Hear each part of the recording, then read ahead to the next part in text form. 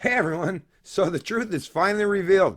Yeah, those of you who got to watch my live stream the other day, you're already privy to this knowledge, but I recognize there's a whole lot of people who haven't seen it, and yeah, it's about time for me to get you up to speed. Now, as a lot of you already know, a lot of us YouTube creators have had our suspicions in terms of why is it that it seems like our channels are being suppressed and our voices silenced. I mean, sure, we've heard and seen some anecdotal evidence and actually some real world evidence from the likes of James O'Keefe and Project Veritas.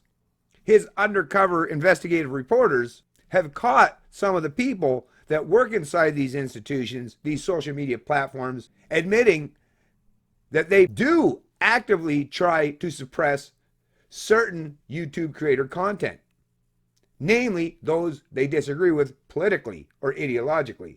And one thing we've all seemed to come to learn in recent years is that these tech startups, these Silicon Valley social media platforms, which were originally started by entrepreneurs and libertarians, have now been taken over by leftists and SJWs, who seem hell-bent on using their platforms to suppress and silence those they disagree with ideologically or politically. Now, like I say, even though we've seen some of this anecdotal evidence and some genuine undercover reporting that did touch down and show with clarity that there are some people within these organizations that do act nefariously to suppress certain people's content, but what we haven't heard up until now is an admission from those who are in charge of these social media behemoths. Well, maybe a little bit by Jack Dorsey when he was on the Joe Rogan podcast.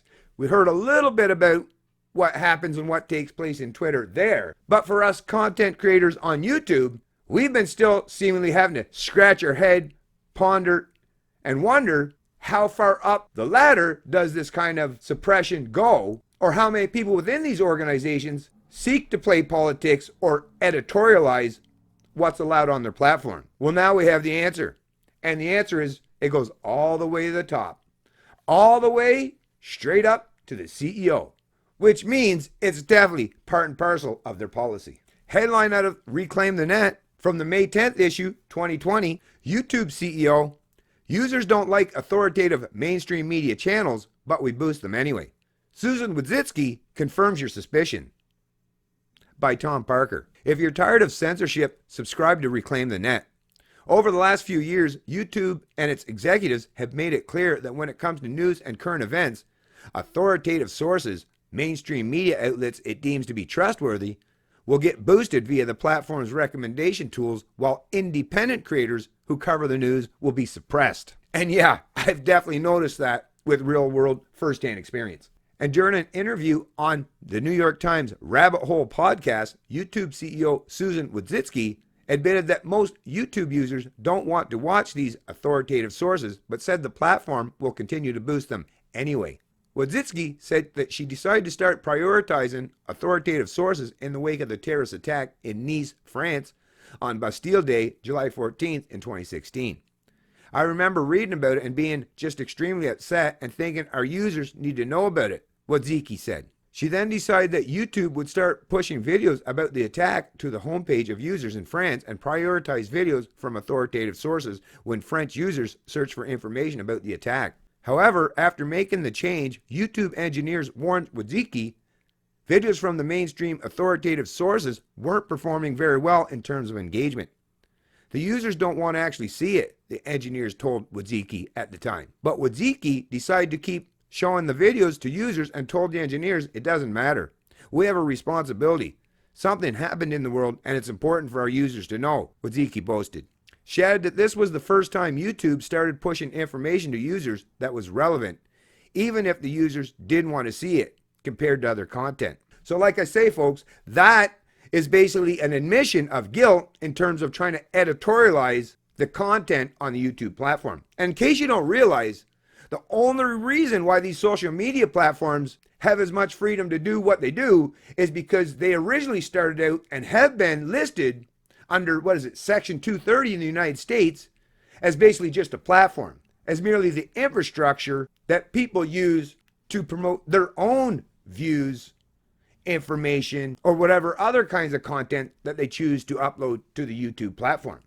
By listing these companies as mere platforms, they get to avoid or skirt responsibility for anything that's uploaded to those platforms, which means they function under a completely different rule set than they would if they were a news distributing organization or were picking the kind of content that they want on their platform, which is editorializing. And once you start down that road, where you start to pick and choose what you deem allowable on your platform, well, then you have to function under the same kind of rules that other news or information sources must function under. And as you can see, this is the kind of example of the kind of news or sources of news that gets bumped up or pushed up to the top of the search results on YouTube. And yeah, as if these establishment media hacks, these dinosaurs from the legacy media, as if they need to be propped up by YouTube. The whole point of YouTube was to challenge the dinosaurs or these hacks in the established media, not to carry favor for them or to prioritize them over the YouTube creators that had actually built YouTube up to what it is today. In the years since Wadziki made this decision, YouTube has rigged the site heavily in favor of authoritative sources to the point that they're now 10 times more likely to top search results for some news events, while YouTubers won't even get recommended for breaking news. And despite most YouTube users relatively not wanting to watch these mainstream media sources, YouTube's constant promotion of them in search, recommendations, and on the homepage has boosted their views by 75% since the start of 2020, cementing and strengthening the dominance of legacy sources in the online era, which is obviously, like I say, a complete contradiction of the whole point of these disruptive platforms that were meant to challenge the status quo or the establishment.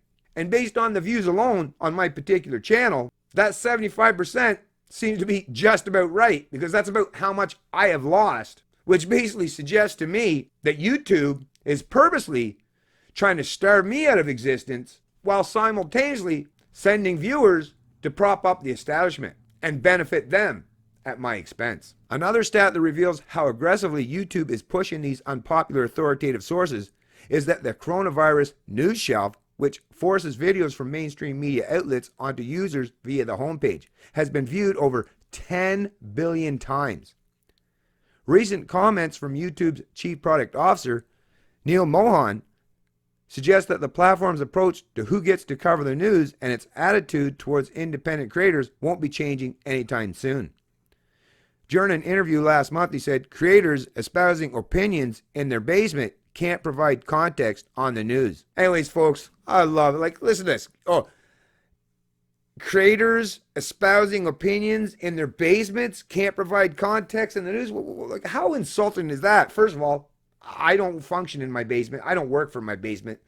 So obviously this hack isn't referenced to me in particular. But even if I was, why does this person feel that they would know how competent a person is based on where they report from? Obviously they don't. Obviously he can't. And basically it was just a dig at those of us who are independent creators who actually do challenge the status quo. Anyways, folks, I'll place a link to this in the description of the video below. And in addition to this article, I'm also going to share this right here, which is basically contained within the article. But I'll make sure that you have both links to them. And this is actually where New York Times, that podcast, where they actually had the interview with Susan. And as you see, it starts out at the 12-minute and 57 mark and then just continues on from there. But I definitely recommend you listen to it and listen to exactly what that woman has to say. Because like I say, she's actually owned up to and admitted the fact that YouTube definitely silences and suppresses voices like myself. And hearing it straight from the horse's mouth definitely gives me a lot of clarity in terms of my prospects going forward on that platform. Well, unless something changes and someone else challenges her for this position of CEO, someone who hopefully would be willing to put YouTube back on track to being just a mere platform that allows content creators to function more freely and not be in the business of picking winners or losers on their platforms. It's Canadian Libertarian, and I love liberty.